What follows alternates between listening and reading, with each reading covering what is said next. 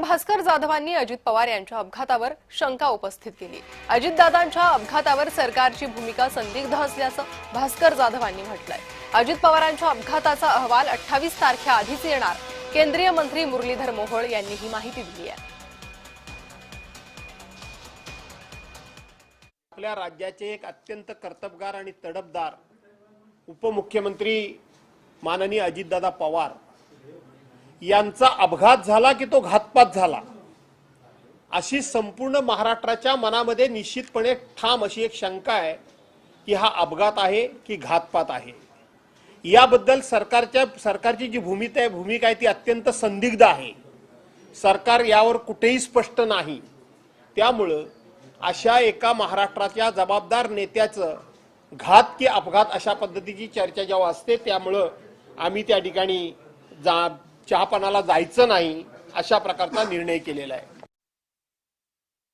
मला असं वाटतं की मी ज्या खात्याचं काम करतो त्या ठिकाणी जी तपास यंत्रणा काम करते, AIB आहे, DGC आहे, त्या माध्यमातून जे तपास कार्य चालू होतं त्याचा वेळोवेळी आमच्याकडनं प्रसिद्धीच्या माध्यमातून आणि 1 महिन्याच्या आत प्राथमिक अहवाल त्याच्यामध्ये येईल हे स्पष्ट केलेलं आहे।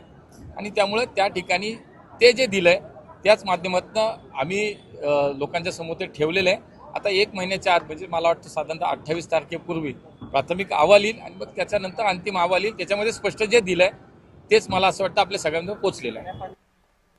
विमान अपघाताच्या चौकशीसाठी पत्र दिलंय। अजित पवार अपघात प्रकरणी सुनेत्रा पवार यांनी ही माहिती दिली आहे।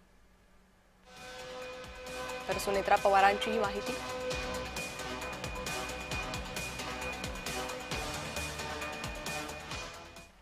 चौकशी म्हणजे आम्ही पण त्यांना सांगितलेलं आहे। मी CBI तर्फे चौकशीचे पत्र मुख्यमंत्री साहेबांना दिलेलं आहे। त्यामुळे चौकशांती आपल्याला कळलंच काय ते।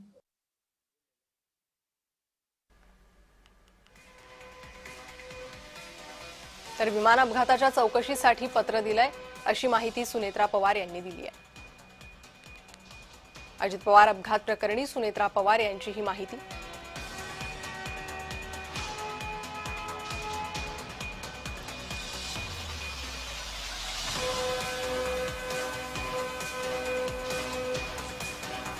तर विमान अपघाताच्या चौकशीची मागणी होते। विरोधकांकडूनही शंका उपस्थित करण्यात आलेली आहे।